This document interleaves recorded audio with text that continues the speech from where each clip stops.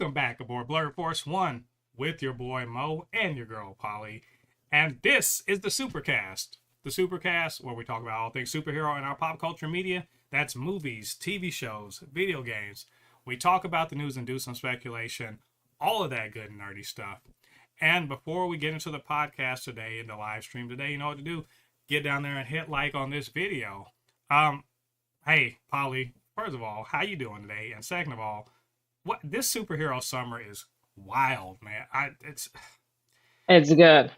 How It is so good. how do we deserve this? You know, you gotta ask yourself, what do we do to deserve Well, this? I had 10 years of being like good nerds. That's our reward. And also like living in the shitty world, so Yeah, we you had to know, have something good. yeah, it's wild when we live in a world that looks like an X-Men comic. It's like And somehow we're the X-Men. yeah, it's oh my gosh. Couldn't we be like the friends of Oh, humanity? I mean, fuck the Friends of Humanity, but like we are definitely living the X-Men world. Have you ever had someone be like, "Man, I sure would love to live in that fictional world," and I'm always like, Yeah, "No, yeah, I no, heard I no, I heard people don't. say that. No, I don't. I don't want to live in that world. hmm That world's And awful." the worst part is that I wish we had superpowers, I'm telling you, but no. and if we were if we were It's like like it's like being globe. if we were living in the X-Men world, we get this. If you had you're like, oh, I'd love to be a mutant. That's like watching the NBA and thinking, man, sure would love to, just be in a world where I could play basketball. You'd probably be like one of these, you know, recreation league Kids, players. yeah. You're not gonna you're looking at LeBron thinking like that's gonna be me. No, you're gonna be like some dudes riding the bench at like your local park or something like that. You're not gonna, like in the X-Men world. I always thought about the X-Men world, and the funniest thing was, remember, I don't know if you ever read the comics, but it was District X. This was back like 20, 25 Mhm. years ago, but the Mhm. District X stuff, and that's where you saw the real mutants. You didn't see Yeah. you didn't see the royalty of mutants like Cyclops and them. You saw just dudes with weird ass wings or some shit or some stupid ass mutation that didn't do anything cool. It was just so you get all of the shit of being a mutant, but none of the cool shit of being able to just like wreck people if they fuck with you. You just look. Yeah, I mean Yeah, it's like globe big, yeah. all of them characters. Yeah. Like it's anyway. So Why I guess we're here. yeah, this is not the worst timeline, but of all the timelines where there's no superpowers, this might be the worst one. So You know what? We don't know yet. we'll This might be the worst one. Doctor Strange, come save us. Anyway, welcome to this episode 193 of the Supercast. Superhero Summit is chugging along. Peacemaker is next week, and we are going to talk about being hyped for Peacemaker because I have successfully done a nerd bullying and got Polly to watch Peacemaker. And you're welcome. I was right. I know I was right. So you have to say it. But we're going to talk about it. I've actually been watching the Peacemaker podcast as they're recapping, which saves me from having to watch the show again in anticipation of that. That's actually, I think an episode came out yesterday. There's 3 more to go, and I really enjoy that podcast actually, and I encourage y'all to watch it if you just like listening to the people that made it talk about the show. Um, so I'm we're guessing it's gonna end like right about the time that season 2 comes out, Yeah, right? so actually, and I was wrong. Peacemaker comes out in 2 weeks. So yeah, it's not Mm. next week, but the week after. So yeah, they're going to be right as it comes out. I again encourage y'all to watch it. I think it's a really good podcast. And the DC studios, they make good podcasts in general. But also, Superman is dropping on digital. We'll talk about that. Fantastic Four is limping along. Maybe limping is the right word. Limping along. We'll talk about that. So yeah, superhero summer is coming to a close soon, and I think probably the punctuation mark of that, even though it's technically start of fall, is going to be Gen V is going to in September, and Something else in also in September. Marvel Zombies does come out at the tail end of Exactly. Yes. September. So yeah, we're rocking But along. this It's a good So it's time. gonna be superhero summer slash fall. Yeah, we're going into fall with it. Um, so that said, Polly, besides watching Peacemaker, what have you been up to that's been nerdy? I've been reading new comics, some of them, and still reading Moon Knight. I don't know why it's taken me so long. It's a really good run too, because it's kind of different, but it's kind of like 90s look at a Ah, character as a mm-hmm. superhero. So I don't know why it's taken me so long. I 90s, think I'm hoping I'm gonna finish it like this week. mm-hmm. 90s Moon Knight was something. I only really encountered him a few times when I was reading comics back then. Um, West Coast Avengers, I'm guessing, right? I didn't even read West Coast. I didn't even know I did read it a couple times because I didn't have the money to buy them all the time. But I encountered him first in a and I always call it my first real Oh. Spider-Man comic book where I was like, I love comic books. Where he was a guest star in a I think a 3 or 5 issue story arc where he teamed up with Punisher, Dark Hawk. If y'all Mm. know who Dark Hawk is, you're a real one. Punisher, Dark Hawk, Speedball, uh, what's it? Night Thrasher, Nova, and Punisher. Yeah, they keep basically half of the New Warriors plus Punisher. So it was actually really pretty cool. Um, but I'm waiting for you to get the early To the 2000s. good stuff. Yeah, the early Yeah, 2000s because ones.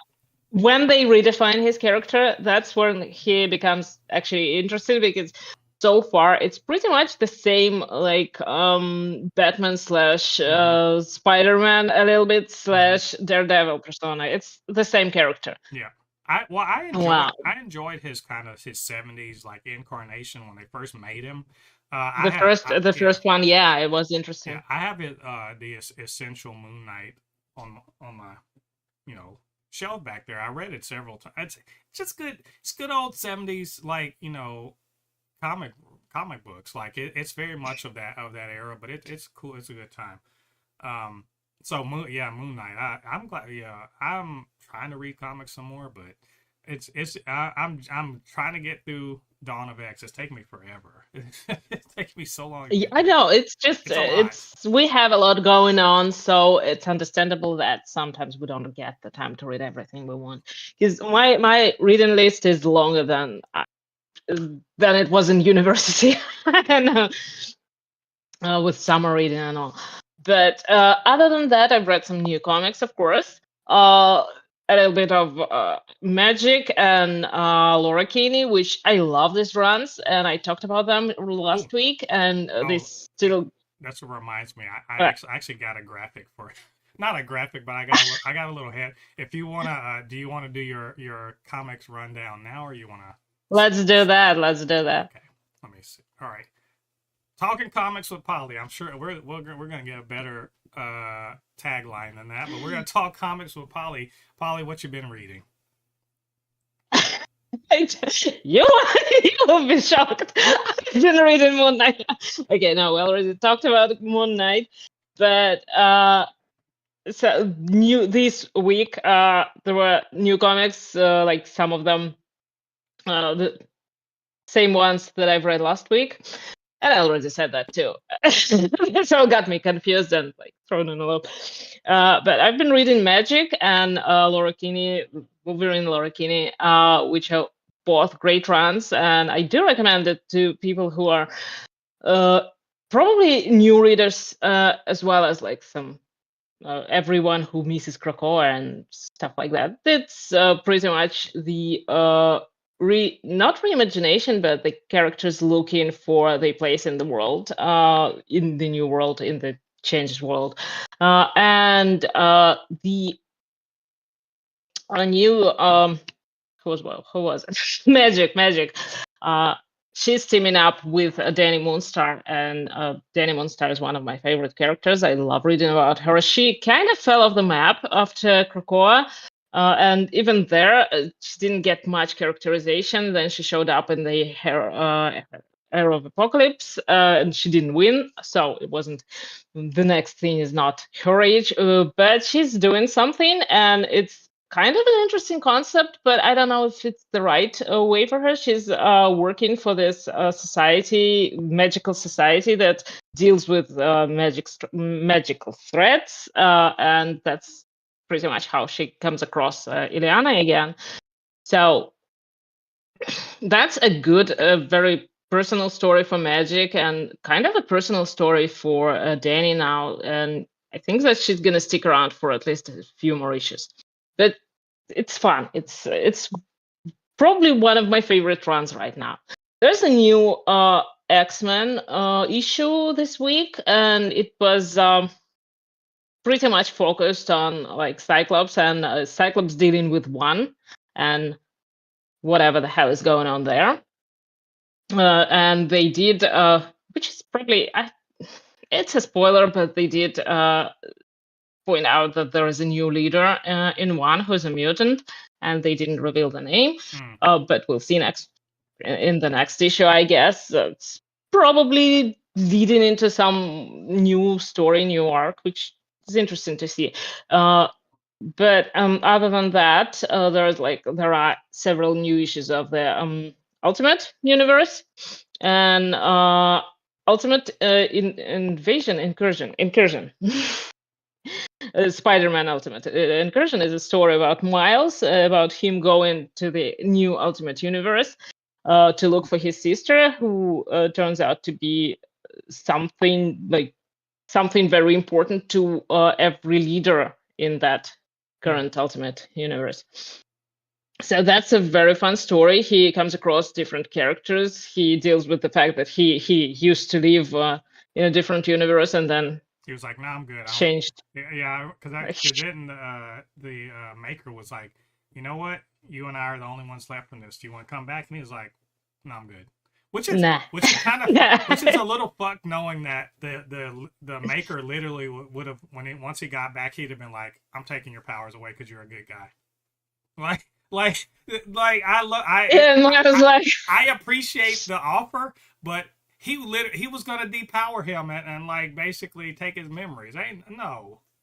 Or was gonna recruit him and brainwash him, something like that. Miles would never. Reed is pretty evil. Yeah, Reed is pretty damn evil. And don't you ever forget that Maker is Reed Richards. I want them to do a what if about what if he had accepted that. Well, anyway. Ultimate. So they're starting to do the final storyline, I guess, for this Ultimate Universe. Kind of seems like they're going for some big finale. And the interesting part is that actually Miles, in the last issue, he comes across May and Jesus, what's her name, Nico, who are in the Ultimate X-Men, which is the one book I'm postponing. I just you don't like it. It's just not that interesting. Yeah, it's just not that interesting to me personally.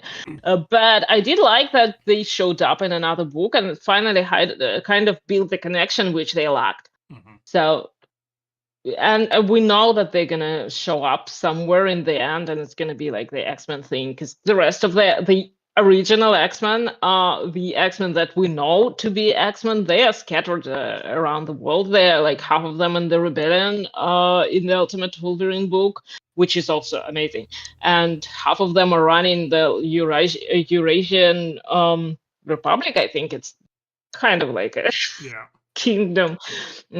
That's the Rasputin family, of course.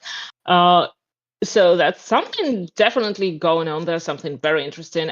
And there is a new issue of the Ultimates, of course, that tells us the story about Shang-Chi, who is Iron Fist in this universe, and makes sense. So yeah, he's a part of the story now. I mean, I think on the one hand, I'm like, yes, but also Shang-Chi being Iron Fist it's a little annoying because he's a better martial artist in the mainline comics. He's a superior martial artist to Danny Rand, even though Danny Rand's training. They do have Danny Rand there in the story, and we don't know what's happening yet. But like Shang-Chi is his reincarnated Mm. version right now. It's present. So originally he was back in the days. He was like a spiritual leader to many, and at this point is a reincarnated child, I guess, or a teenager. So something's going on, something interesting. I like that they bring in new characters, and despite like sometimes, yeah, it feels odd that they take the elements of the characters you love and just change them, switch them. But that's also what I like about Ultimate Mm-hmm. Universe, because that's how it originally worked out. It was an easier story to get into than the main universe, but at the same time, it was different. So it kind of encouraged you to go back and check out the origins of the actual characters. Right. And this new take is, uh, I think it will be a better experience when it's all out and when we'll get to reread it and understand everything, because like that's how it's built, Right. and I think I think my the only conclusion is going to be yeah. exciting. I mean, I'm sure Hickman he's had it all planned out for years now. I think my only problem with the ultimate this new version of the Ultimate Universe, it's kind of a problem I have with lots of Hickman's things, which is they kind of require that you already know some stuff in order for them to Too have damn to. complicated. Yeah, well, it's not even the complicated because I think his ultimate story isn't complicated. It's just basically, uh, you know, this is a new universe that's been kind of made in the image of a terrible person, but ultimately, it's most entertaining to people who already know. Like this, like the original Ultimate Universe. If you literally never read any other Marvel comics and then just started reading Marvel, like Ultimate Spider-Man, Fantastic Four, X-Men, you could have followed those books, not the mainline books, and had a perfectly satisfying story that told you what you needed to know about the Marvel Universe. It's a different one, but it's shades of the other one. You never would have had to read the mainline one. This one, if you have not had experience with other, you can still get a good story, but the impact of it is lesser, I think. Just now, mind you, this is from my just reading Ultimate Invasion and first issue of I mean, Ultimate Spider-Man. I would say that it requires reading the previous Ultimate or maybe Secret Wars more than it does require reading anything else. But that's what Hickman does. He kind of brings all his books together, so you have to read all of Mm-hmm. his books and all of his stories. And somehow, I'm surprised that X-Men aren't involved in this whole thing yet. That's kind of what because you don't really need to read Krakoa Era, and I think that in the long run, like when we uh probably 10, 15 years from now, it might not even be one of the things that you're required to read. Mm-hmm. It's gonna be like this pretty short era of the Oh X-Men yeah, living in an island, and it's gonna be like this silly thing that happened 10 years ago. I don't think that it's gonna be this impactful. yeah. I think, yeah. I mean, I think as a sort of a one-off that doesn't affect the mainline comics, it's a good idea. It does kind of seem to require, or not. It doesn't not require, but seems to be more impactful if you already know some stuff. But all right. Well, is that any more comics or? That's pretty much it. I did get some interesting issues that I think I'm gonna read soon. Haven't gotten a chance to read the Giant Size, the continuation of Kamala Mm-hmm. being stuck into the events where I don't think if she belongs in those events. Like I said last week, it's a very strange story to me, and well, we'll see next week. 'Cause I'm thinking that next week I might read something from DC to just diversify my reading list. And also, I miss the DC universe. I did like it when I read it, but I just can't keep up with everything. Uh, but also, there were some interesting, and I don't know if we're gonna talk about this later, but some interesting announcements regarding the collaboration between Marvel and Right. DC. The Marvel uh, Deadpool yeah, Batman. team up books. I mean, the one I saw, the last one was Nightwing and Laura Kinney, and Mm-hmm. that looked awesome. Are That is, those Now, I have high hopes for are this. those just covers, or are they actually stories? I think that this is a story. I hope I this can't, is a because story it's, I because know it's like Batman the Deadpool is it a thing, looks but so. Oh, that's gonna be it. well, I don't know if it's you gonna be know, good. well, semi-related, but if the sales numbers of these comics keep dwindling like they do, or kind of being low like that, I think the crossover gimmick comics may, like, I wouldn't be, remember, well, you may not remember, Amalgam Comics ran for an actual year, so there was actually a year's worth of like comics that were crossovers. They might do that. It would not be the dumbest thing possible. I mean, people would jump to Yeah, it, especially if it's not just like, oh, let's mash up two characters, but it's actually two fan favorite characters like Deadpool from Marvel. And I guess on the DC side, who will be a fan favorite character that people will be like, yeah, I want to see him and Deadpool like hang out and or go cause mayhem. Well, I can't even think of who it would be, but maybe Guy Gardner. I don't know. Probably not Guy Gardner, but yeah, Static. I'm and aren't not Static. Probably not him either. But you get what I'm saying. You cross them over and they go do some stuff for a year's worth of comics. I mean, it's enough of a gimmick that it might sell. Get big sales. Who knows? Um, we'll so see. yeah. Well, that's Polly's Talking Comics. I swear we're gonna get a better title for that at some point. Oh, we can. It's gonna take some time, but we're gonna figure it out. Yeah, at some point. So I'm We gonna don't have to do everything right now. yeah, I'm gonna really quick. I'm gonna do my nerding on a budget, and then we're gonna jump into the news. Um, Yes. this is not on a budget. This is I just finally got something. My replacement, Superman. Look at him. He's a this Superman Funko Pop is really great, actually. I did not feel bad that I gave my other one to my daughter for her birthday, which she loved, by the way. She really liked her Funko Pop. So I'm telling you, I'm doing a good job. And also, now this is the one I'm going to say. This is my actual nerding, my one nerding on a budget for the week. I got, let's see if I can show her without the glare. It's Okoye from Wakanda Forever. Hell yeah. I got this for like, I think I want to say it was 11.50 or something like that from Amazon. And because it's a display, it doesn't have a display, a plastic display. I took her out. Look at her.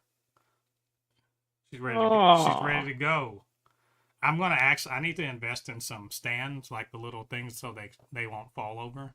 So I have about 6 of them that are out of the. Because whenever I find the ones that are in the boxes like that I can't display, I just take them out. So I'm gonna get some of those so I can, pose them, make them look like they're formidable. So that's my nerding on the budget for the week, and trying to keep myself from You know buying. what? I have some of the Legends figures, and I don't have stands for them, so they just sit around like They're on the just shelves around they're other just falling characters. over. Yeah. And no, they don't Oh, they fall over. stand. I usually sit them, yeah, or like if it's Spider-Man, I tie him up to something. They actually make little stands where you can make them look like they're jumping or I flipping or something know. like that. And one day Yeah. I'm gonna invest in it, but I also want to invest in a display That case. won't be nerding on a budget.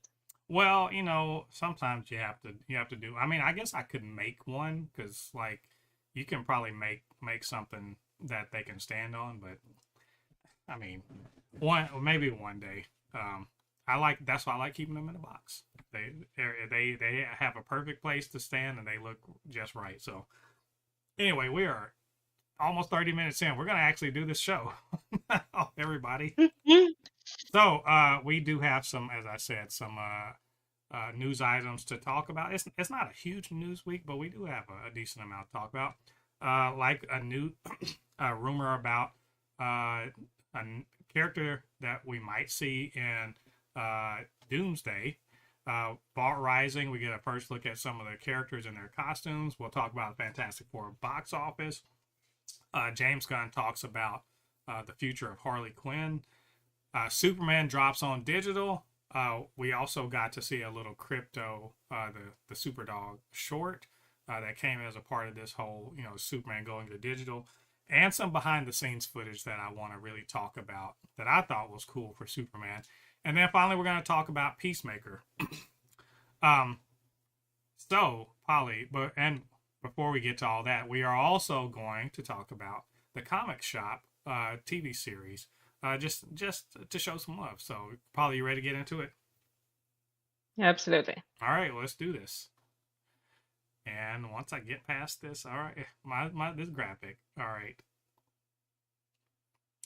Of course, my graphics are all out of order. Sorry. The Comic Shop, which is a TV show, which is gonna actually, I guess I don't even want to call it a web series. That seems wrong, but it's gonna be on YouTube.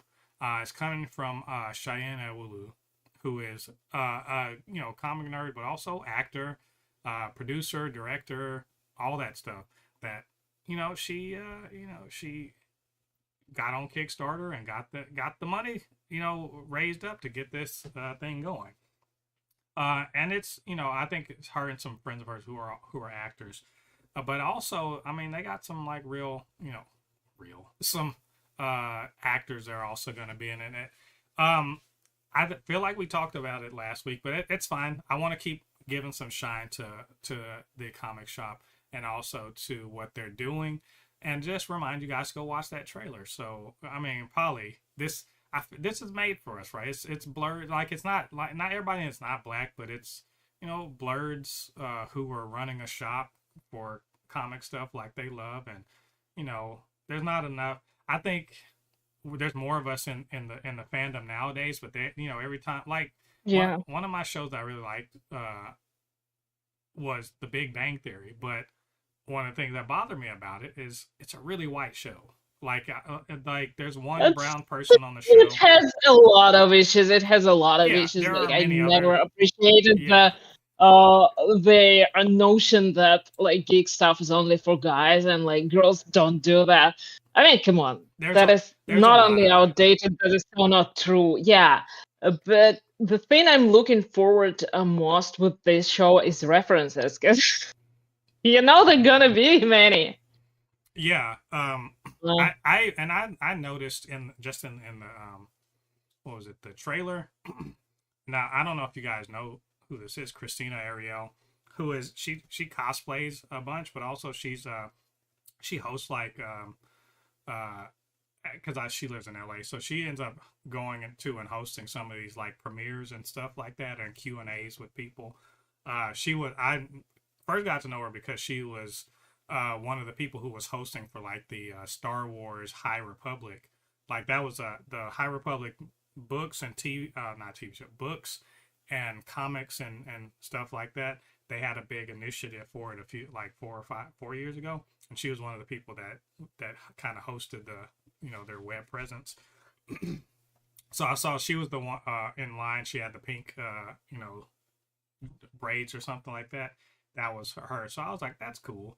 But like I said, I understand they're gonna have more people, and also when they were at San Diego Comic Con, Kevin Smith hosted the panel for the comic shop, because so they had a panel. Kevin Smith talked about it. He was like, that's a funny trailer, and who knows if they actually will end up doing it. But he was like, sure, I'll if you want, yeah, I'll show up for season 2. So, and even what's his name, Patton Oswalt, said something similar. So like let's get these. and What I was you trying to know say, let's, what? I yeah. think that it's one of those things that has real great potential, specifically because it's made not through a studio, through a big company or something. It's made by people who really want to make it. They aren't bound by anything that anyone expects from them, so they're gonna do the things that they love, and that's probably how we'll end up enjoying it. And it's not gonna get canceled because the studio decides that like 5 people watched it. Yeah. Fuck this, or like 500,000. Mm. So that's the part that I really like, is that the creators have the ownership of this, and that what we can do is we can support them directly. Mm-hmm. Yeah. So they're not waiting on, like, basically season 2 of this is going to happen if people want to fund it again. Now it's a possibility that Yeah, they could get picked up by somebody else. founded plus like commercials or ads, stuff Yeah. like that, things that you can What? like monetization as things that you can do on YouTube and from YouTube. Right. And I'm really, really not just impressed, but I'm excited that this is what they're doing. That it's if this is going to become a thing, then we're going to get more of the stuff that we want to see. Right. And that, like, there are other, other, like, kind of more niche things have sort of gone this way. Like, the whole Vox Machina, the, Critical Role. Yeah. They crowdfunded most of the money for that first season. And now it's going into, like, season 4. I think it's going to end at in season 5, I want to say. And they got Mighty Nine is coming out. So it's possible, if you're passionate and you've got a good product and people really want to see it, you can keep it going. And I think, honestly, their second Kickstarter probably is going to be pretty successful and maybe bigger. um, the promise of potentially getting, prominent nerds like Kevin Smith and Patton Oswalt, because we know they are big old nerds and they are funny and they're comedians, to get them to And show they up. draw in the crowd Yeah, again. exactly. Because I think one of the things that maybe the potential stumbling blocks for this is, and not because it's, it's a bad idea or anything. It's just, black people in nerd culture, we usually have an uphill battle to be seen as relevant or even, the same as other, other people. We're often asked, like, what are you doing here? Black people don't read comics or whatever. Fortunately, that has changed a lot. So something like this could be made. So I'm excited. I understand. Cheyenne said that they are, they're going to feature each character on a different episode. So I'm really interested in that. I like shows like this. I like Abbott Elementary. I like stuff like that. That really kind of, workplace comedies and stuff like that. So I'm excited as usual. I said this last week. I'm gonna say it next week. I'm gonna keep saying it, especially when the show drops. So you guys go check out that trailer and just show love. Go subscribe to the channel, and just look up Cheyenne Edwards on social media. So cool. Next thing we're gonna talk about real quick. It's a rumor. I heard a rumor that, and by the way, if you watch Umbrella Academy, and you know what that is, but I heard a rumor that America Chavez might be in Avengers Doomsday. Um, Here's my thing. Big, okay, surprise. A person that has to do with the multiverse is going to be in a movie about the multiverse. Oh wow. Oh, okay. Are you? Cracker. Here's the thing: is someone asked her that at a premiere or something, and she was like, "Well, I can't really say, and she basically gave the Marvel actor response to, "Hey, are you doing a thing?" And she's like, "You know what? Well, I can't wait to play her again." And that's pretty much it, which is a non-answer, but And they should come up with a different answer, like kind of start looking in the other direction. Like, are you in this movie? I like was it Ruffalo or somebody like it's Kevin Feige? It's like I can't talk Kevin Feige. Marvel snipers might be around. Oh my God, they're watching me. They're watching me. Oh, Marvel snipers ain't around, but PR is, and they'll be like, "What are you doing?" There's Black Widow from Marvel Rivals somewhere on the roof, aiming at you. They're gonna disappear you. Like Doc Wong will pop out of he's gonna pop out of a portal and just snatch you. So And you'll never be seen again. yeah. Again, not surprised by this. If this is true, wouldn't be surprised. Probably not going to be in it very prominently. There's already 700 other people in this movie, so you ain't gonna have more than a couple lines if you do. But Hey, you know what? I'm still gonna be happy to see her because, like, I like the character. I liked her in the Multiverse of Madness, and yeah, her powers are perfectly suited for this movie. yeah, and there's the possible. Like I saw some rumors, and I try not to indulge too much in Daniel Richtman because he be saying some stuff. He be saying all sorts of stuff. But there people are talking about, oh, there's different teams that are going to be, because did you see that where they were like, oh, there's going to be the new Avengers, and then Sam Wilson's Avengers, and then there's going to be like the X-Men, not that, was it the X-Men, maybe the X-Men, but he was like, Yeah, the X-Men. there's a team Loki, and then there's going to be like the champions, and I was like, that's a lot of fucking people. A lot of people. But if it is going to be the champions, America Chavez obviously would be on that. I don't think it's gonna be like the whole team. I'm not sure.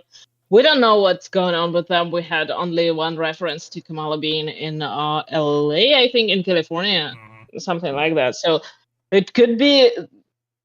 Who knows? They could not be even invited to this thing because, like, they kids. Who invites kids to this? Well, aside from Tony Stark, Well, obviously. you know what would be cool is if they had Iron Lad show up, because technically, Iron Lad is Iron Lad is a future version of a future version of Kang, so that would make sense in the multiverse context.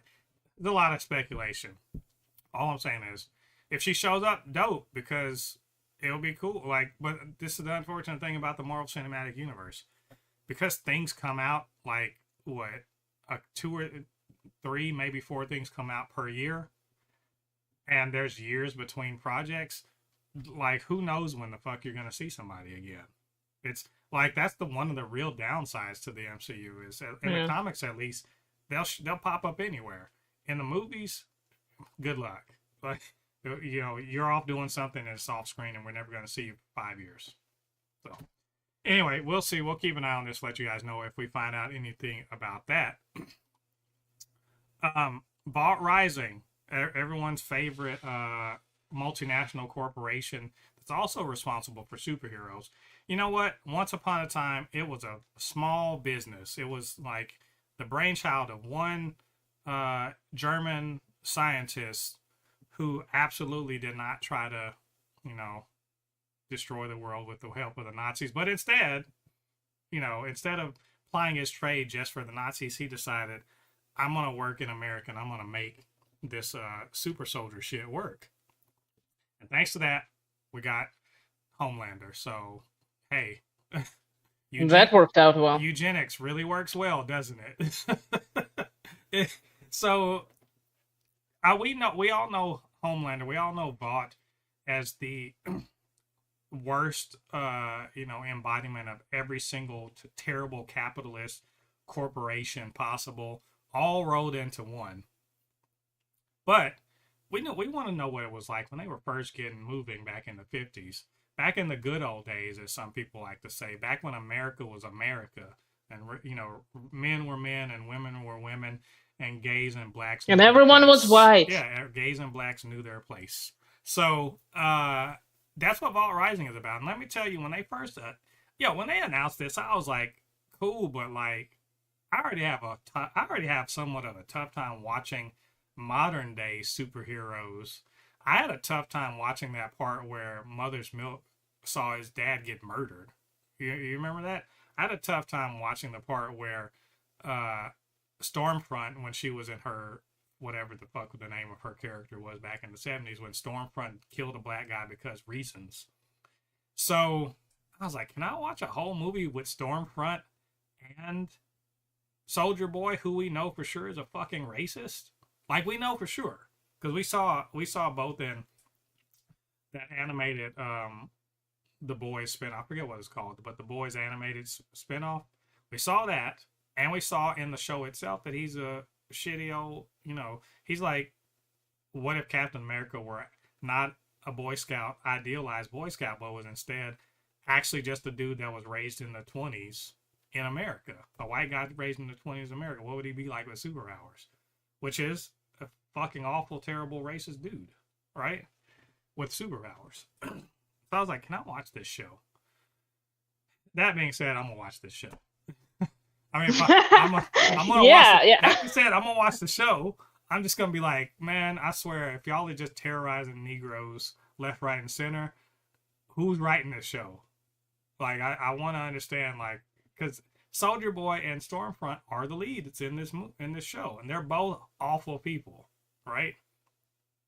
Like in The Boys, at least, yeah, Billy Butcher sucks, but he's not really the main character, right? Huey's the main character. Starlight, they're the main character. Billy, he's there. He's not the main character. He's a main, but he's not the main character. Homelander's not the lead character, right? He's a main character. He's not the lead character. This is a story that literally the two leads are racist pieces of shit. It's gonna be hard to watch. That's all I'm saying. That being said, I don't know if you saw these pictures. These are pretty fucking good pictures of of the heroes of Bar Rising.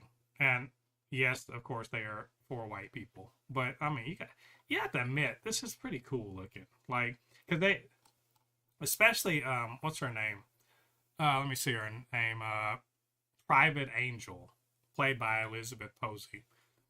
So she looks like she has like, it looks like a naval outfit, but of course, like, it's, you know, more like a showgirl's naval outfit. And she got a hat on, it's white and beige, really like a really cool looking throwback look. Another guy, he also is named Torpedo, played by Will Hockman, and he's got like a blue. It looks, you know what it looks like? It looks like what 50s sci-fi people thought that military uniforms would look like on a spaceship. It's really cool, but it's like a naval inspired thing.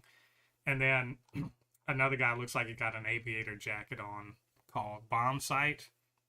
And then of course Soldier Boy, he's in all green and he's got like a pseudo Captain America looking thing and a long like kind of duster. It's a look, art design on this is cool.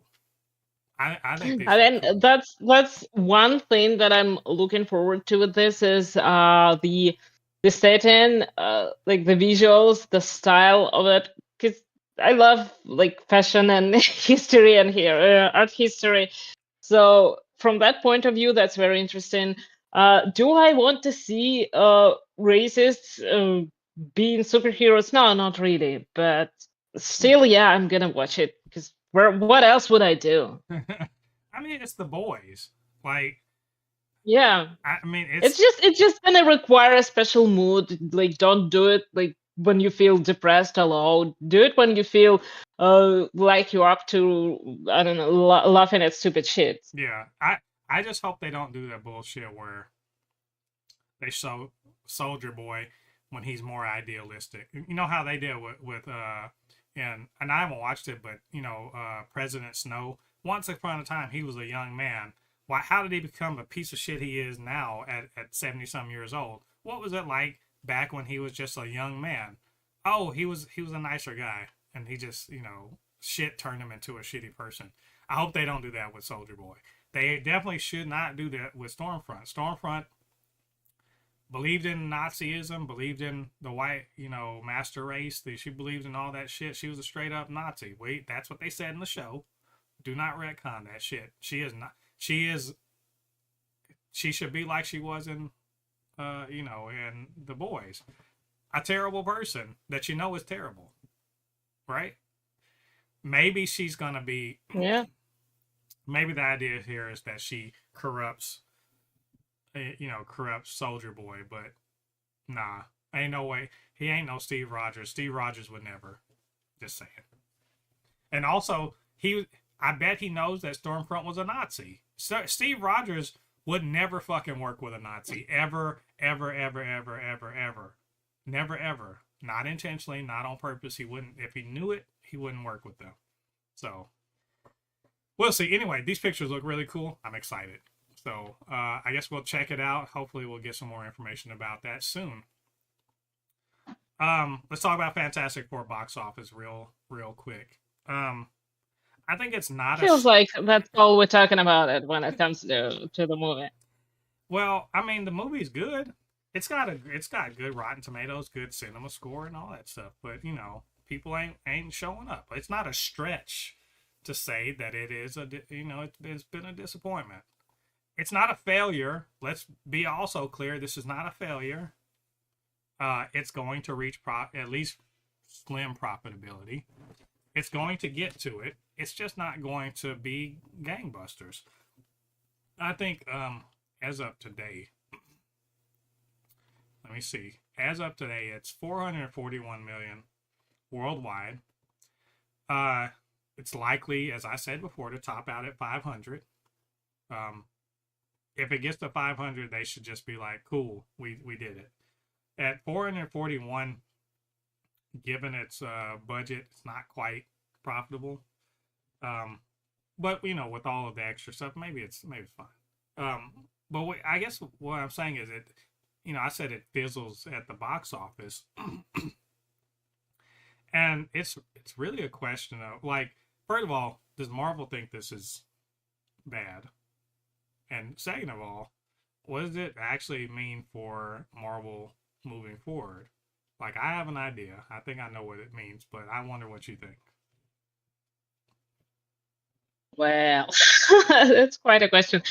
I don't know if it's as far as I've heard, they are still moving forward with like the second movie, and I don't think that's gonna affect any project that they have in the works now. I hope it won't affect anything. And as far as I've heard, it was not a disappointment to them. I think that they, at this point, know what to expect. And they know that it's not because like superhero fatigue happened or something else. It's just the reality that we live in and that we have to deal with it. So I think it's going to be fine. Or maybe I hope it's going to be fine. I don't know. But either way, it was a good movie, a great movie. As I think that that's kind of what matters to me at this point. Because we talk about its box office a lot and how it's compared to Superman box office and stuff like that. But we can afford, I think, at this point to focus on the fact that it was a good movie, what it brought to the MCU, and what we can expect from the next installments. Yeah. Well, I think, I mean, box office only matters because the future is predicated on the past. And, like, success breeds, gets you more, and failure gets you less, right? Like, we're not going to get another Thunderbolts movie. Let's just accept it. Whatever, if there was ever going to be a sequel to that, it's not happening. They'll get folded into other things, but they're not going to have their own movie again. Um, Likewise, Captain Marvel. We're not going to get another one of those. That second movie was it fell off too hard. Um, these things, money matters. For better or for worse, money matters. I think the movie's great. Like, I think, it's a good outing, definitely. I think it did justice to the characters. What it didn't do is get butts in seats, because this movie should be over 500 million by now. I think we shouldn't be talking about whether or not it's going to be profitable. We should be talking about how profitable is it going to be. So there are many factors in this, but I mean, whether or not it makes money is what matters. Now, to that end, it is important to realize, like, look, everything don't have to be a smashing success. It just has to, like, be good. And so if that's Marvel's, they're not happy that it didn't make big bank, but they're also not mad about the result because it's positively reviewed enough that I think that they can build on it. So ultimately, what really kind of brings this down is the budget was so damn high. And it necessarily was so high, but the budget was it was huge. $200 million to make a movie. That movie had better be, it better kick ass, right? And Marvel's just kind of in a place where they can't make all right movies. They can't make even good movies. They can barely make great movies. They got to make, like, when they spend that kind of money, you really have to make like a banger. And while I think I think that also it's not enough to. It's not one of those movies where people are like, "Damn, I got to go see this." So people are just gonna wait till for streaming. That being said, there's enough like extra stuff attached to this as far as advertising tie-ins, merchandise, stuff like that, that it'll make its money back. And so I think we're definitely getting a sequel to this one. But it does kind of I think it does kind of, and I don't want to say bellwether. That's not probably not right, but it does kind of indicate the direction that the audience is going in. That superhero movies not only are they not guaranteed money, even good ones aren't guaranteed money. Because I would argue that Thunderbolts was a great movie, like legitimately a great movie, and didn't get love like it should have. I thought, Fantastic Four, it's a great movie. It's not getting the love it deserves. So the You know what? It didn't even get the hate and the review bombing and stuff like that. mm-hmm, This movies, neither of them got that. mm-hmm, And still they didn't break the bank. But I don't think that it's in the case of the Fantastic Four. I mean, they probably hoping that even if it doesn't take off right now, people who are gonna see Doomsday, they're gonna want to see this movie, and then they're gonna want to see the next mm-hmm. movie about Fantastic. So I mean, That's kind of a long time, not long time, long shot thinking. yeah. What and they have to start thinking beyond the next movie because if there's a trilogy, if on average each movie gets 700, 800 million dollars, you win, even if one of them didn't necessarily do that. So I think this probably going to be the last time we talk about box office because it's going to be out on streaming probably in about a month or actually 2 months. So and then we'll talk about it then. So I'm trying to move us along because I realize we're almost at an hour here. Is James Gunn bringing back Margot Robbie to be the DCU's Harley Quinn? So the question that was posed to James Gunn at the Peacemaker premiere, and he pretty much said, "Hey, well, that will reveal those. We'll reveal that in the future." Which is he's getting so good. Let me tell you, James Gunn is getting really good at the non-answer answers. He can tell he's a studio head. He's just like, Well, he learned from Marvel, so he's just like, you know what? We're not answering that question. You'll see in the future, y'all. Which is very diplomatic, and I think indicates that no, she's not. But I would not be. Look, I'm not trying, and I'm not trying to play middle ground here. I'm not trying to ride the fence. I think that means she's not coming back.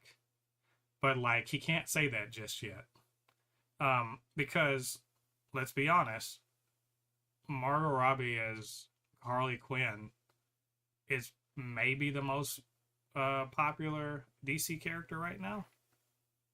I would say, definitely recognizable. yeah, maybe even more But than. also, I mean, you said that it's probably a no. I don't think that it's a no. I think that it's there is no contract yet, and there is no like solid anything. So she can be busy, and they could work around her schedule or something like that. But I think that it would be a wise decision to bring her back, Right. because of what you said. Yeah, and I mean, no contract is a very good possibility. Maybe they haven't worked out, or maybe they don't have any plans for her right now. Because in the same interview, he was like, "Oh yeah, I'm looking for ways to bring Bloodsport back," which awesome because I love Idris Elba as Bloodsport, and you just recently watched it, so he's great. He's great in the Suicide Squad. I really enjoyed his character. So he's talking about actively bringing him back. Said nothing about Harley Quinn. Could this possibly be because they're trying to work out contract negotiation? Let's also remember something else about her. She knows that she is a draw to the DC universe. Absolutely, right? So she's not gonna. I'm not saying she's Robert Downey Jr., but she is gonna want money. She's gonna want real money. She's gonna want a significant amount of the money that's gonna go towards actor's salary in anything, right? So if that's true, it would make sense to recast. I mean, they got to keep these budgets at a reasonable place. Also, are you going to give her own feature again? What is it called? The Emancipation of One Harley Quinn. Birds of Prey, whatever they called it. Didn't exactly make big money, even though she led the whole movie. So there, I mean, there are some things to consider there.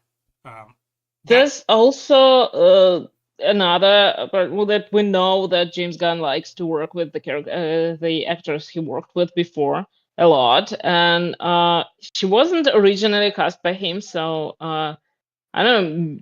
Could be that he has a different vision for the character, or like the writer that would write the story that she would be in would have a different vision for the character. If he doesn't have a script, he doesn't need the actors' names attached.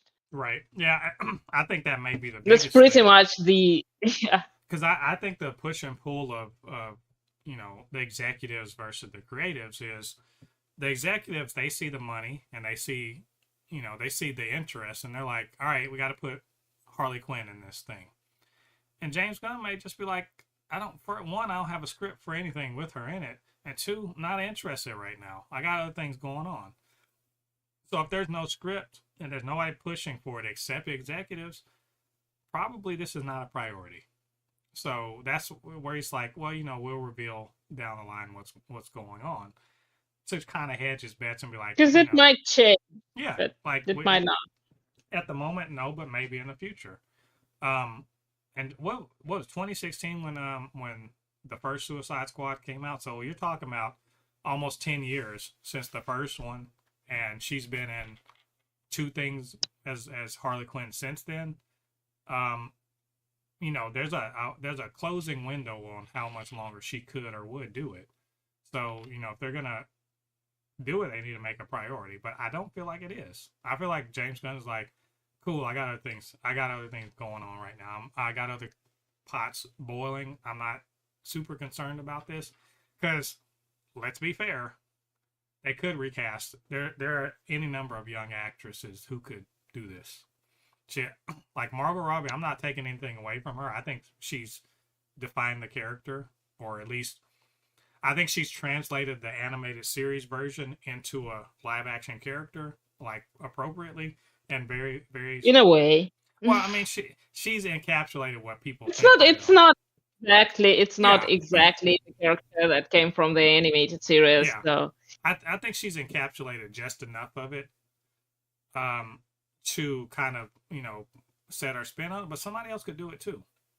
I'm certain there are young actors who could do that also. They could dye their hair blonde and could do it. So I don't think she is a requirement like people may think. But we'll see. Maybe he's got something cooking and we just don't know about it yet. He's holding it back. We'll let you guys know if we find out anything. So Superman is on digital. You can go purchase it today. I'm assuming for like an arm and a leg because I'm cheap and I'm not gonna pay $20 to rent or 25 for just the digital. I'm not gonna do that, but you can go do that right now and enjoy what could be considered one of the better or maybe the best modern Superman. Go check the Rotten Tomatoes and all that other stuff. It's doing well box office wise. I think my prediction about it ending at 600, I think it passed that. I'm pretty sure it's past that by now. But all that being said, you can go watch it on digital right now. To which I say, boo, boo. Why are you doing this? Why are y'all must not like money. I'm thinking, you reach 600, you're like, you know what? We don't even need any more of that. Just go ahead, go forget about it. Obviously, people are gonna buy it, right? But still, this is weird to as someone who loves the theater. I was just at the movie theater yesterday. I watched two movies in a row. Love going to the movie theater. It is so odd to me. wow. It's very odd to me to kind of undermine your product this way with digital, with having on streaming. So it's been 45 days. There's still money to be made I off mean, of but wait, Superman. it's not on streaming yet. It's just No, on it's digital. on I VOD, assume but so. still, you're which once it's on VOD, that just means it's on pirated or whatever. They're not gonna have to.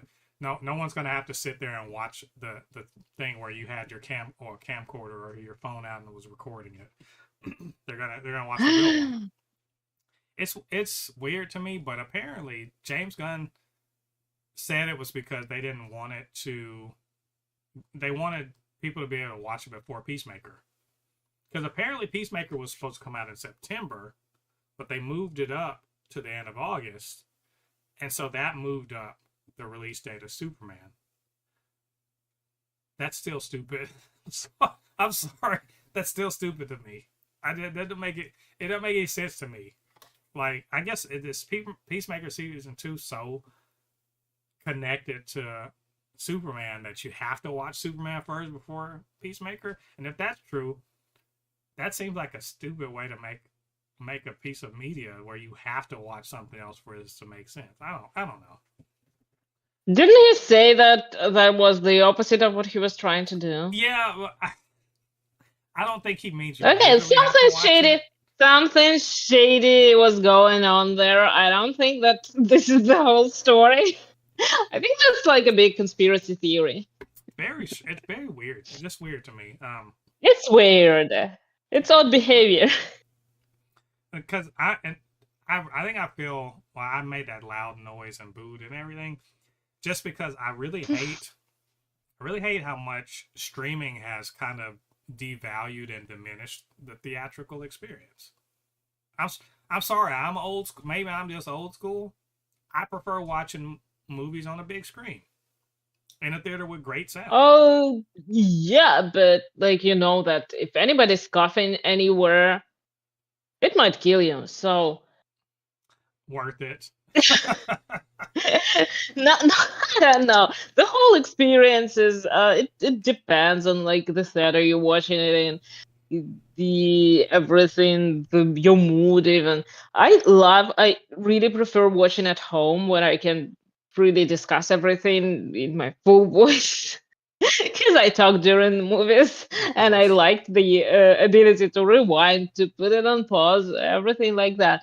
But I do love the theater experience, but not as much. Like I'm happy when things come out on digital, or streaming, because I can watch it at home and I can pay for it, fine. But I do like the experience at home better. So I understand that there are different types of people, and like some would prefer theaters, some would prefer their own home, but it really is not that big a deal to me. If they're happy with the money that it brought, and they know that some people will still choose to go to the theater if it's still there, Mm-hmm. uh, then fine, do that, release it.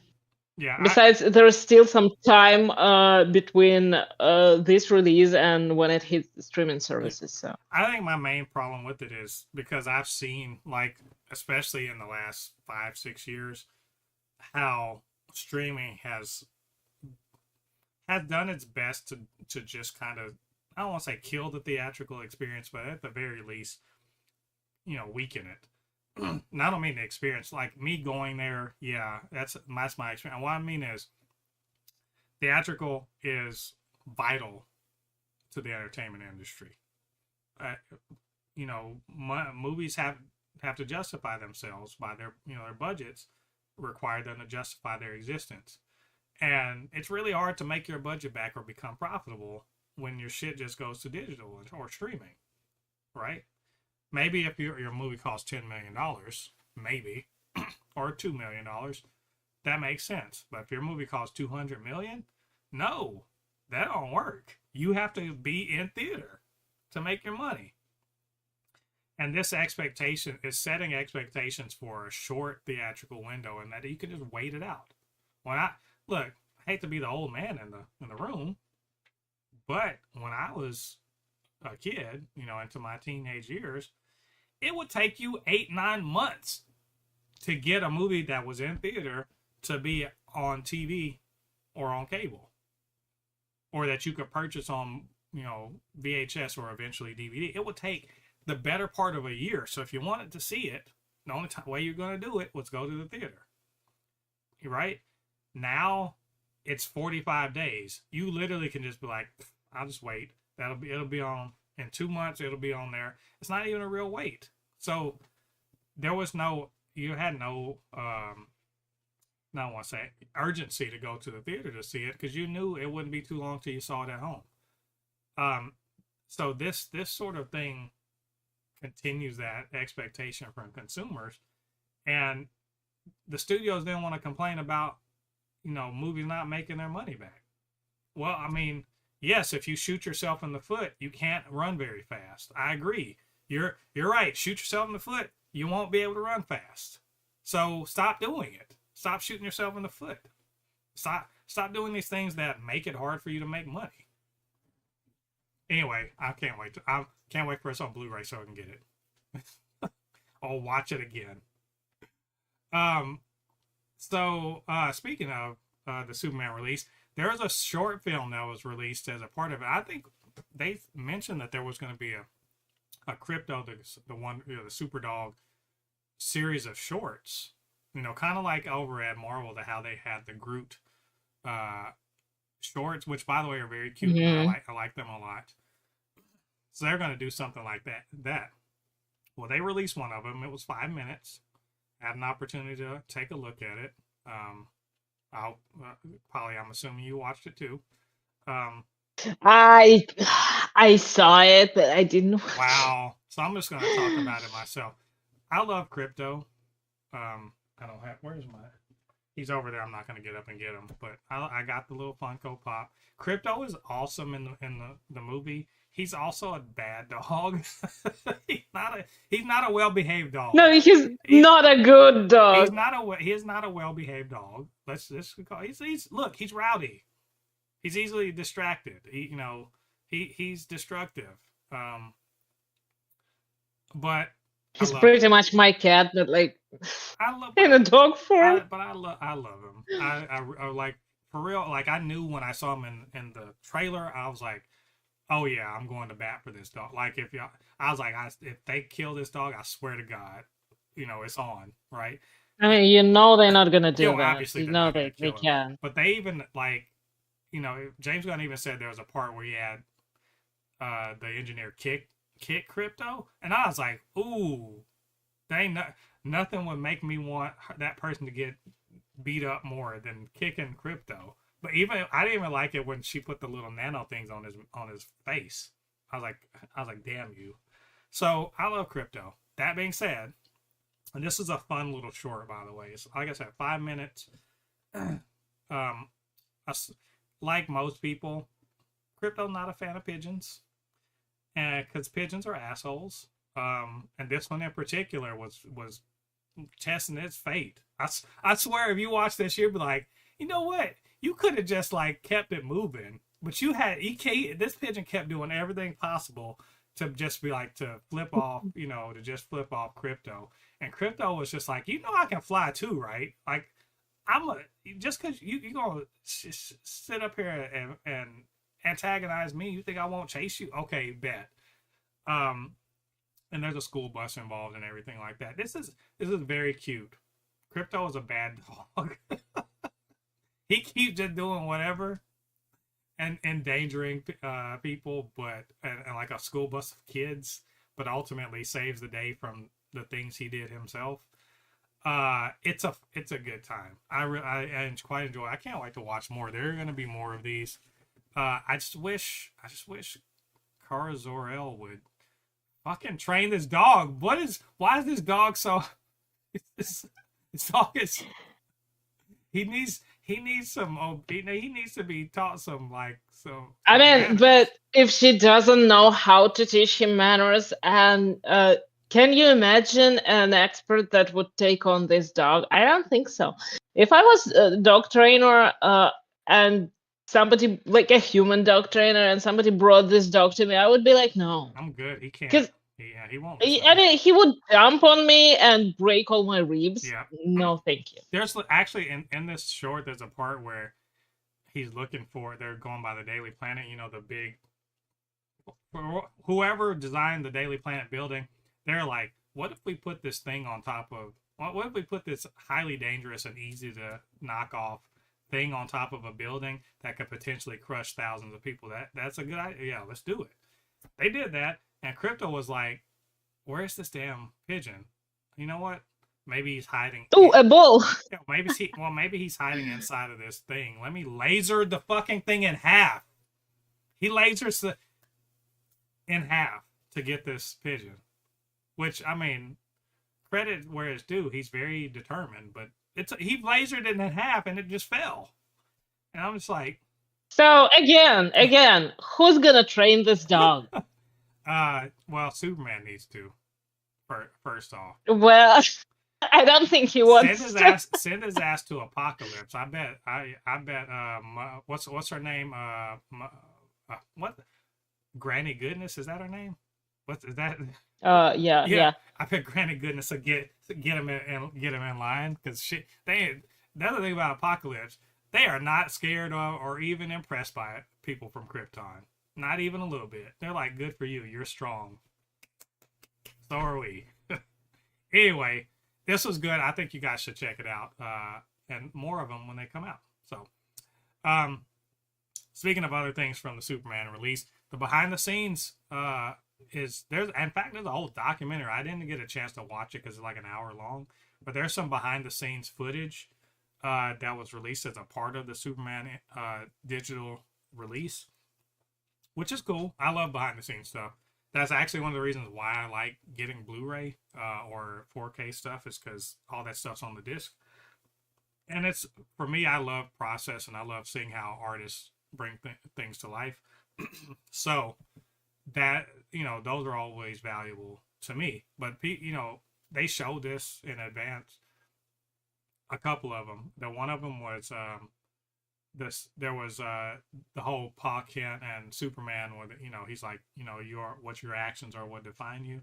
How they sort of like filmed that and got in the headspace to do it right.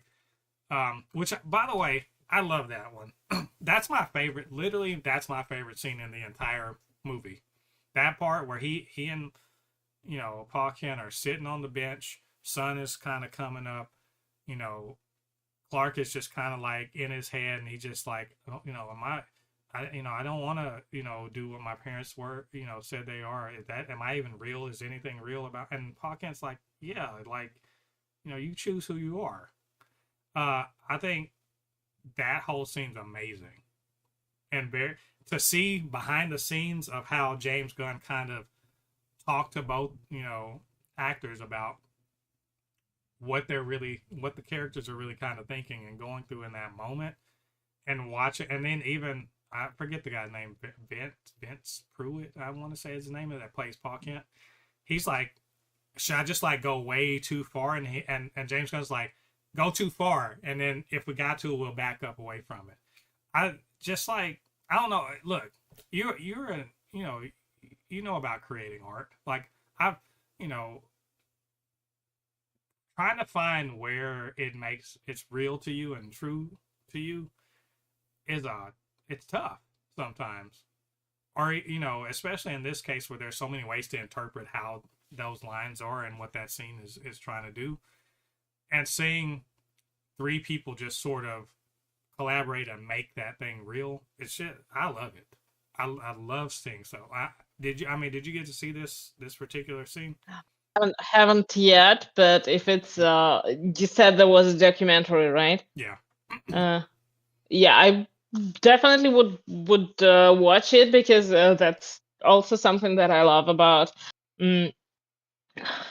well, to watch after the movie is released. I love the books, everything about the creative process, all of that, more of that, more of that.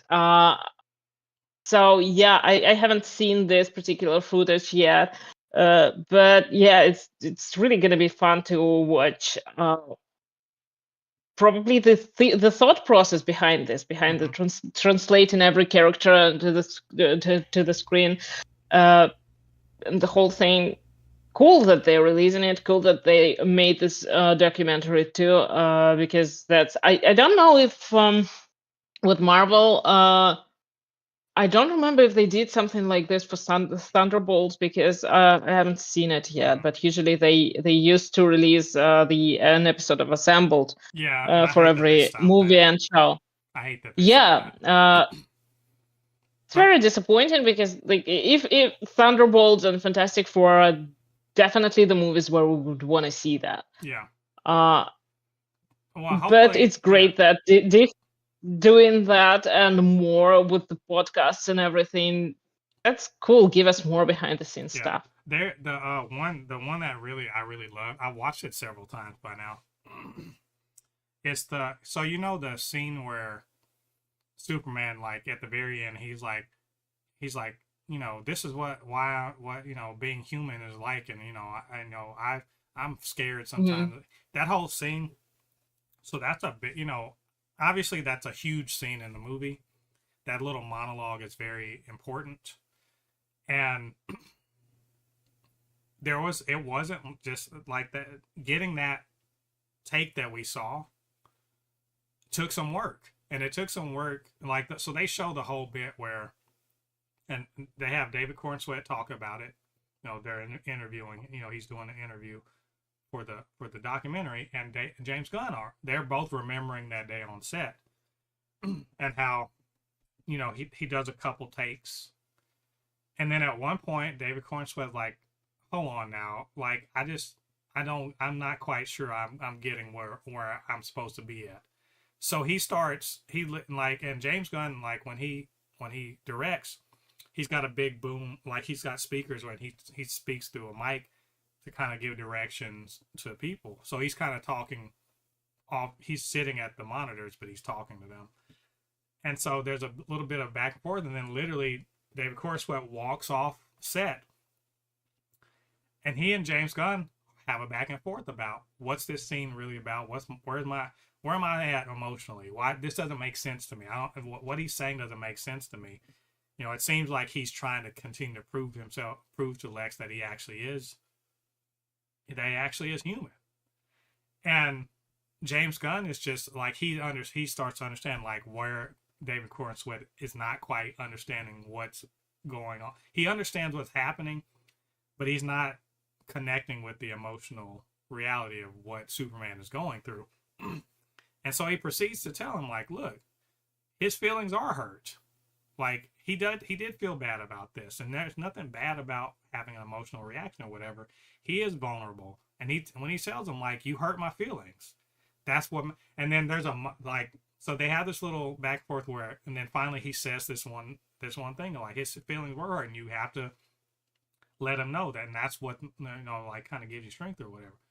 And you see the moment where Cornsweet goes from I don't get it to I get it. Let's go. Let me go. I'm in the space right now. Let me go do this. And he delivers the one that we saw, right? And look, again, I like process. But when you see two, let's call them what they are, two artists, James Gunn that wrote this, that knows what he's looking for, that knows what the emotional resonance of that scene is, David Cornsweet, who's trying to take what he knows and understand about it and translate that into something that matters on screen. To see the moment where the two of them meet right where it's supposed to be, and he's like, "Bam, let's go, let's do it. Let me hit it." Is beautiful. I don't care if you don't like stuff like that. I don't think you like art, because art is about it's struggling to communicate something, right? That feels true to you. It is. It is a form of communication, and it doesn't have to be a struggle always. But it's cool to see these moments when it's born out of successful communication. Mm-hmm. And it looked like. Here's the thing: from a distance, it looked contentious. It wasn't contentious. It was one artist saying, "I'm trying to understand what you're saying here. Help me to understand it," and the other artist saying, finally putting in words exactly what that other artist needed to know to make it real. And I mean, I love it. I think if there's any real magic in the world, it's creation like that. Because none of these people are real. Superman is not a real person, right? He's not real, but they make him real. If that's not magic, I don't know what the fuck is. So, anyway, beautiful stuff. Yeah, actually, you can go see the documentary right now online. I think I'll put it on our show notes. If you do want to watch it, it's like an hour long, but also it's going to be on the Definitely. behind the scenes stuff Superman digital release, so go check it out. Finally, oh, of course, I gotta flip through all the. Okay, here we go. We are hyped for Peacemaker season 2. I say we because we both have seen it now.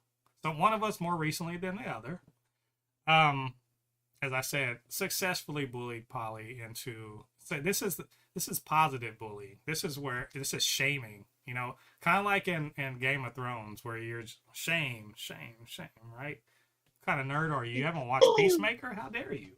But you did the right thing. You didn't just go watch I Peacemaker. told you I'm gonna watch it by the end of this week, and I did. Yeah, you and Took me 2 days, by the way. you didn't even watch the Suicide Squad and then Peacemaker, which is the Yeah, correct thing to yeah. do because you have to watch the Even Suicide though Squad. there is I've seen it before, and there is a whole montage before, like previously on the Suicide Squad, uh, before the first episode. So, and it does do justice to the Mm-hmm. whole story that happened there, but it's just a fun experience to rewatch that movie. Mm-hmm.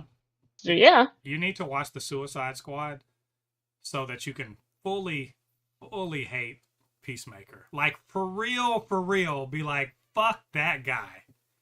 You have to watch that. The Suicide Squad will make you be like, fuck that guy. So like I remember I was in a theater watching it because when the Suicide Squad came out, it was remember that was when they were doing the simultaneous release on Max and in theater at the same time. Of course, I went to the theater because fuck that. Why wouldn't I? And I was in the theater watching that part where he kills Rick Flag, and I was just like, man, fuck that guy. So when we thought he was dead, we were like, yeah. And then, but after the movie came out, James Gunn was like, yeah, we're gonna make a Peacemaker TV show, and I was like, first of all, how the fuck? He's dead. Didn't he get buried under Why? what? Didn't he get buried under rubble like a fucking building? Isn't he dead? No, somehow not dead. And it, and Wait. There was a post credit in the yeah, Suicide Squad that he I wasn't. remember they did pull him out, but I was still just like, come on, man. The guy killed Rick Flag Sr., like maybe the only decent person on the whole fucking team. Like, besides Ratcatcher. You know, the only decent person on the whole damn team. I was very angry about that. And not angry at James Gunn because I know it was to a narrative purpose. So I wasn't mad at him. I was just like, fuck that guy. Like, and then he said, we're making a TV show about him. I was like, why? Why would you? So, as having recently watched it, having gone through the entirety of that, how do you feel about it? I feel like because I think I said you're gonna hate him at the end of the Suicide Squad. You're gonna love him at the end of the Peacemaker season 1. Was I right?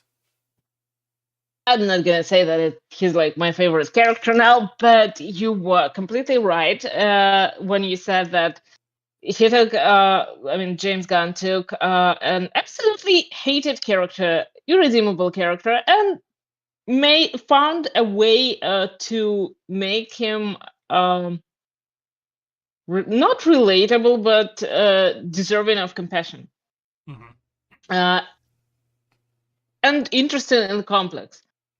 That is pretty awesome, and the show itself reminded me more than anything of The Boys because it's kind of the same style, the same highly aggressive, very built like relying on the dialogues a lot, uh, with kind of like a standard set of characters. Mm-hmm. Like there is nothing exceptionally new or revolutionary about any of them, but it's an interesting dynamic, and since it's built on the dialogues, a lot of times you just find yourself listening continuously to what the characters are saying because the exchanging these funny lines, they don't necessarily have to be hilarious, but they like building off of one another. Uh, and it's very fast paced, and at the same time there's plenty of action, but you can say that it's a full on action story. Like it's not just pew pew every time. It's very interesting, and probably wouldn't say that it's again my favorite character now and my favorite show, but it was a great show. It was a great experience, and also requires a specific headspace, uh, specific mood. Whenever you're ready to laugh at silly shit, Yeah, that's where you should watch. it's it's surprisingly well, and this is just because again James Gunn wrote this, and he wrote it during COVID, like too, like because this is a COVID show. It kind of shows in the small number of people in it and everything, but I think one thing about the show is that it's a very emotional show, and also here's the other thing. Yeah. This actually, and maybe this is because he wrote the material specifically for John Cena. That reminded, oh, John Cena actually can act. He can act. He can act for real. You don't see it enough in the other things he does, but he is really good in it. Like that, he's really, really good in this show. Because and he has to be because the show is around him. He has to be sad and like he has to like bottle his emotions up or be a people pleaser with his dad who sucks. His dad, played by Robert Patrick, is a fucking terrible racist, right? But he still wants to please his dad. Like he's got to communicate all the the trauma and everything that's going on. It's like it's a lot. Surrounded by Yeah, and he's very like always trying to say that he's not as bad as it seems, and like you don't know the whole story. That's a very very interesting part to the relationship. Yeah, his relationship with his he's father. Well, he's changing as a person. He's admitting that like maybe the person he is isn't the person he wants to be. And the whole mission of like achieving peace, Yeah, no matter the cost. what it's maybe that's not true. He's surrounded by a cast of characters that are, yeah, they're maybe they're tropey, but the fact that he ends up being best friends with with Adebayo just really shows his dad's attempt to indoctrinate him into white supremacy fails. But there is another question. Remember in Suicide Squad, he's like, you kill a lot of black people. You kill a lot of like non-white people. Do you or that was at the beginning of the movie? That was the beginning of the show where the janitor or what the guy. He's like, you kill a lot of like brown people. What's up with that? He's like, I'm not. It's not for a racist reason. And then because that may be the part where he's like re-examining it. Well, maybe I'll try to kill more white people. I was like that. It's just like literally he and Adebayo are at the end of the show they're best friends, right? You get Vigilante, who's hilarious. Well, no, his best friend is an eagle. Well, yes, but he has another one, right? They're great friends. At times when you think Peacemaker's going to be shitty, he's not shitty. Like he's not like he makes a joke about her being lesbian, but it's not. He's really not being like, oh, lesbians suck, right? He's not really saying he's saying things that he thinks people expect him to say, but that's not really what he's about. Um, Vigilante's a crazy person, but also a really good friend. Also, he gets that amazing scene where he's kicking the shit out of white supremacists in jail. That's such a great. When that came out, by the way, people were fucking losing their mind on the internet about that. There, you get Chukwudi Iwuji, who plays Mern, who of course later on he plays High Evolutionary. Great, he's great in that. I mean, Jennifer Holland, like everyone in there, even like the bit players, like the couple that were arguing that they got tied up. They're fun. They're funny. Like everyone's it's just like kind of doing it in this. I love. Yeah, they pretty much feel comfortable with their characters. Yeah, and it shows. I think. Again when they said we're gonna do, I was like, why? And now I love this. I've said this before and I'll say it again. Hollywood, stop listening to fans. Don't fucking listen to us. Like, I'm a huge That's the example of nobody asked for this show, yeah. by the way. People always be like, no one asked for this. Nobody asked for Peacemaker. You know who asked for it? People at DC were like, do you want to do anything else, DC? Actually, that's not even true. He, I think the way James Gunn says it is that he were like, do you got any more ideas? And Peter Safran was like, you got any more? What? He's like, I think I want to make a Peacemaker thing. And they just did it. They just did. Because they were in the business of working with James Gunn. And we got Peacemaker. I didn't ask for this. I would have thought I was like, this is stupid. Why would you do this? Again, That's my attitude towards most of the yeah. spin-off shows like that. Like, why does this character? But when you have a story to tell, when you really have something to tell about the character, when you have a vision of where they should go, in your Mm-hmm. opinion, then yeah. Yeah. You can make a story about anybody as long as It's just that in most cases they don't have a creator when they greenlight the shows, or they do have like an actor and a character, but they don't really know what to do with the mm-hmm. character.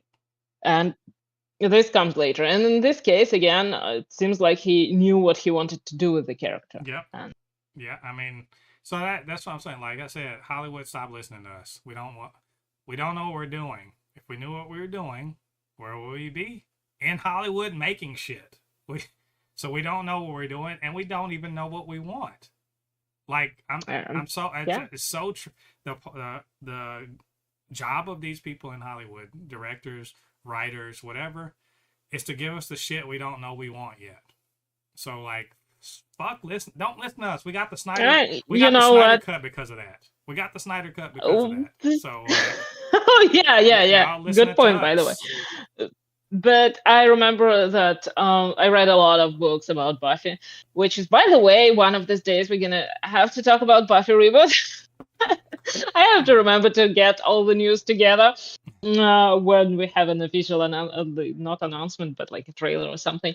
We're definitely gonna talk about that. But I read a lot of stuff about Buffy and how the show was made, and this was again, we don't talk about Joss Whedon. Yeah. We don't say good things about him, but one of the things that he said about I think it was in one of the interviews, something about the whole show and the process of like writing it and developing it, was that fans really don't know what they want. And Mm-hmm. that is true. That is true. That's why in some episodes that are the decisions were made, and people may not completely be like comfortable with these decisions, but they're shocking, but they good. Mm-hmm. They're creative, and that's kind of what matters. Uh, Yeah. because like at the end of the day, if we get a good story, that's all that matters. Yeah. Exactly. And they made not kidding. They made me love Peacemaker. So with that being said, They made yeah, me not hate him. yeah. I mean, like, really turned around on this character that I really fucking hated for a good reason, and kind of came to know, like, I think it's probably because he was hugely remorseful about killing Rick Flag, like very remorseful about it. And Yeah. about just like in general all the shitty things he kind of done, and he wants to be different, and you know he wants to be a hero, and he's kind of overcoming all of this stuff, overcoming the fact that he's felt guilty about his brother's death, and he's pushed people away. That's just like there's a lot to it. So that leads us into season 2. We saw Peacemaker very briefly in Superman, where he was talking, responding to the whole Superman wants a super harem shit, and he's like, he's just jealous he's not as jacked as me or something, which I think is a funny Peacemaker thing to say, because by looks, John Cena is bigger, more bulky than David Cornsweet. He just is, right? David Cornsweet, he's no slouch, but he's never, that's not the way Superman's not supposed to look like he's, on par with The Rock. That's not the way it works. I love that he showed up. I love that this is so clever in Superman, because those of us who knew it in the theater, those of us who knew, we were like, it's Peacemaker. What is it? Okay, we're getting a connection. Cool. The people that didn't know were like, who the fuck is that? And they were like asking the people that knew, which is the way the Marvel Cinematic Universe was back in the day, back when it was like 5, 6 movies in, and people were like, who is that? Right? They were asking shit like that. So they're laying, they're like, hey, here's a character. He's gonna have a TV show. Go show up. Kids, don't watch this. No, kids, you stay the fuck away from this. But grown ups, go watch this show. And so now The kids are so gonna watch this show. So now we get season 2. We've seen we've seen the trailer, and James Gunn has been kind of hyping it up as like the next step into the DCU. Not saying you have to watch it, but like the DCU is going to open up even more as a result of that, which I'm suspecting means there's more connections. And what we already know, Maxwell Lord, what's his name? Maxwell Lord, Hawk Girl, Guy Gardner are going to be in the show, at least briefly, because Peacemaker wants to join the what's the Justice Gang? I guess it is now. It's officially the Justice Gang. So we know that that's going to be some connections. Not sure, and we also know there's multiversal things going on because of that special pocket dimension that White Dragon had, and that he's going to be, spending time in an alternate dimension where he actually is a hero. So is his dad. There's a lot going on here. I'm just fucking hyped. I'm just ready. This shows. There's so much potential. You know what? You were just talking about like the multiversal thing and the dimension with I'm assuming there is an alternative version of his father there. Yeah. So in this right? one, in this yeah, one, that's who it reminds me of. Oh, that's some Council of Reed shit. Well, it seems like in this other one, his dad was a superhero and he's a superhero and people love him, and he's just like, and of course in the regular world where he's from, people think he's trash and like they save the world, no one cares. And then the other one, he's like, so maybe it's gonna be one of those things like you keep going into this virtual world and like you keep on going, and like you just are neglecting your real world life, and they're like, we gotta save him from this. Well, I do love alternative universe stuff. Always here for that. So yeah, that makes me kind of more excited. Yeah. I only saw the trailer, like the last trailer once, and I didn't read or listen to anything that spoiled what's going to happen in season 2. Obviously, I wasn't interested before, and now I just finished the show. But this makes me very excited for season 2. Well, and it looks like he's going to fight his alternate universe self. So, it's very interesting. They actually put out a Red Band trailer yesterday, and I'm not going to watch it. Look, I saw the official trailer. Done. I don't want to see anything else. I'm done watching anything new until the show is out. So that's good. We will not be talking about that trailer at all on this show. We'll be talking about the episodes when they come out. So anyway, y'all get hyped for this show just like we are.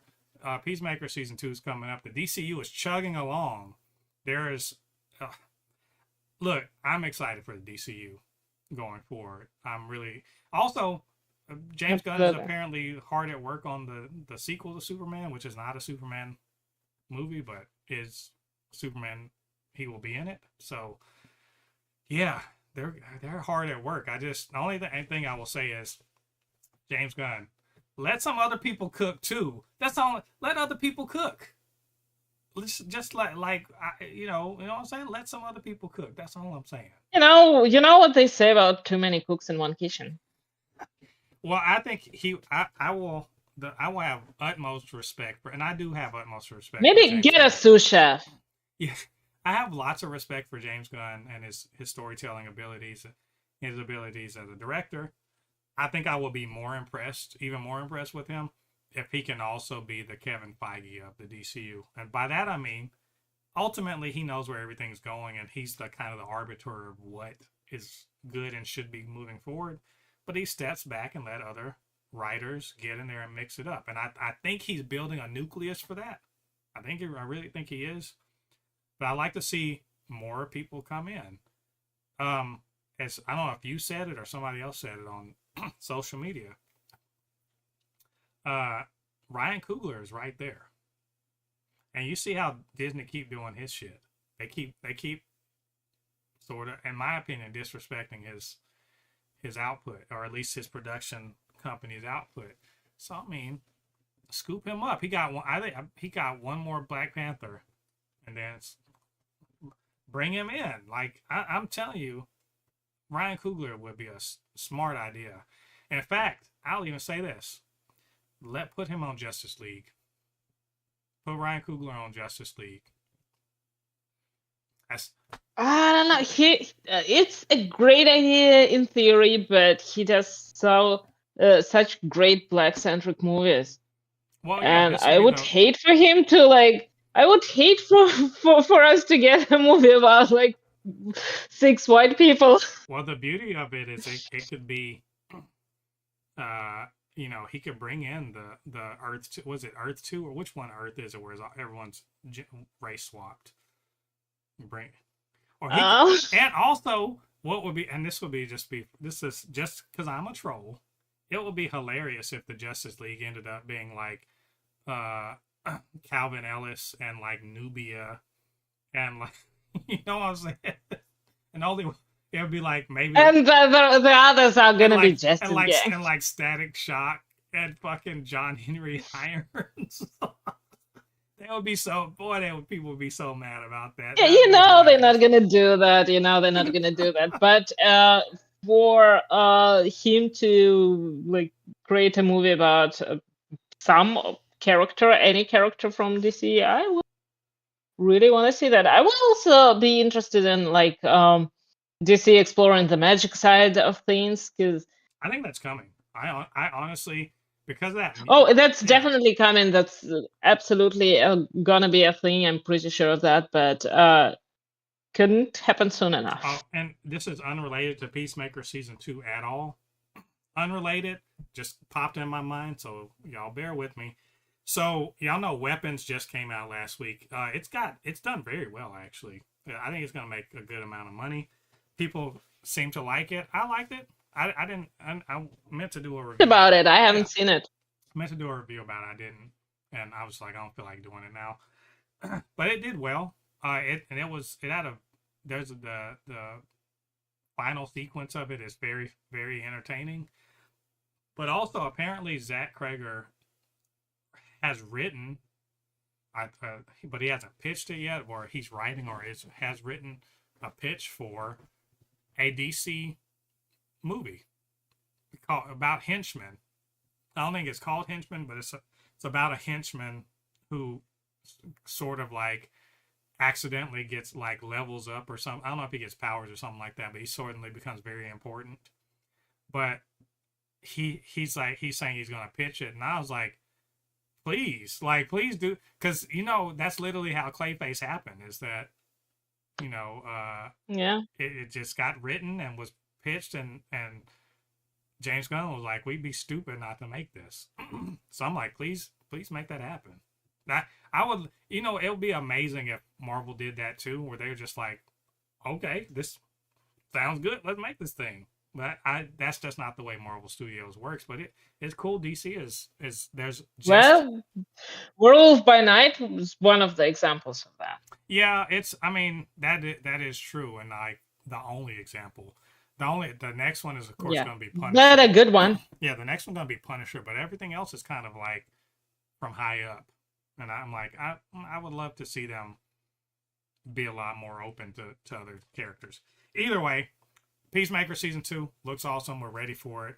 and we're gonna check it out when it drops in a couple weeks. So that is everything.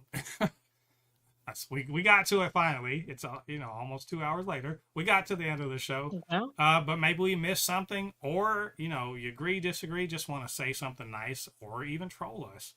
You know what to do. Get down to the comment section, leave your thoughts there, and of course you can always hit. Oh, of course.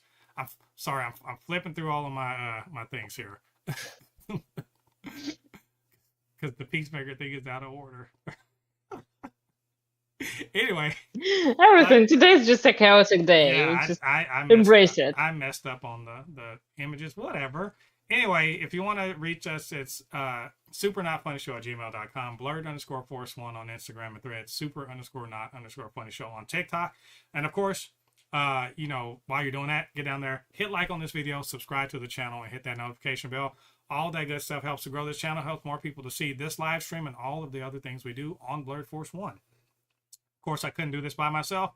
Needed Polly to come in and just give us her comics knowledge, and maybe call me a bit down on my some of my hot takes. But where can they reach you on social media? It's car_mixed on Threads, on Instagram, and on Tumblr. Yeah, go check all of that out. Join the Reed Richards Truth organization. You will get a badge for it. The anti-read club. Yeah, it's the anti-read club. But there is no way to sugarcoat it. You'll get a badge. You know what the badge is? It's basically just that comics cover. It's a bragging right. It's that comic cover of Reed getting his face stretched. Such a beautiful thing. It's such a beautiful thing. Also, I saw Snick Banff Whip, shout out. He's with his amazing Marvel Legends collection, but he was not content with killing the game with Marvel Legends. He had to show off something else, and as soon as I saw it, I was like, "That's Polly right there." You know what I'm talking about, right?